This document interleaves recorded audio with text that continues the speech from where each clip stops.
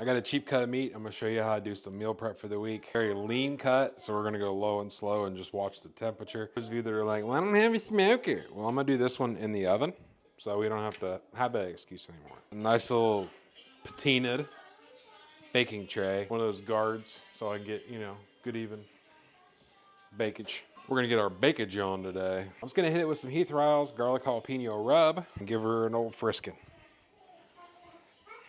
Can hit this heavy, light. Just want it to have plenty of flavor. You see, like people that do working out and stuff like that, they always tell you to grab the leanest piece of meat possible.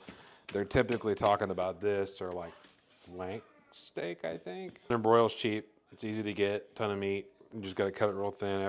Pat it seasoned on one side, pat it seasoned on the other, and then we're just gonna throw it in the oven until it comes up to about, I'd say about 115, 125 maybe.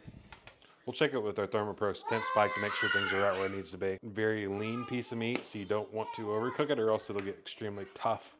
So I want to cook it about medium rare at the max. We're gonna get our hex cloud out and give it a nice sear. Now that our pan's nice and hot, let's give her some oil. The internal 115, so you will not be burning yourself by using your hands to pick it up. Just make sure it makes really good contact with the bottom of that pan, and then let it linger for a few minutes to get a nice sear. You could obviously use tongs for this, but don't be a sissy. This is not going to affect the internal temperature way too much. You're honestly just giving it a little bit of color on both sides. So the most you're going to see out of it's probably 5 to 10-ish degrees. I don't like giving my meal prep steak too much of a crust because this is more of a, hey, how you doing with the pan kind of situation. They're not really there to like get married. They're just kind of hanging out.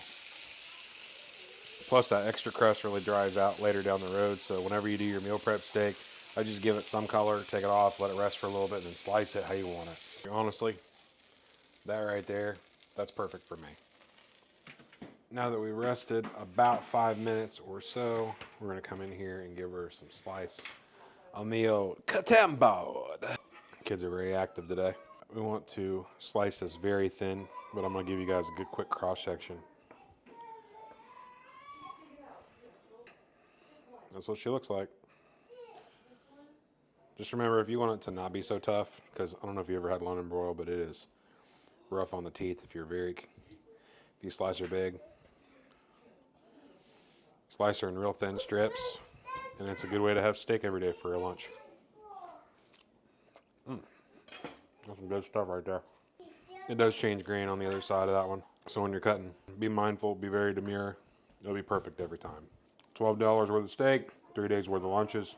Do with that information what you want. What you really need on it is salt and pepper, but remember, don't overcook it. If you overcook it, you'll be chewing forever.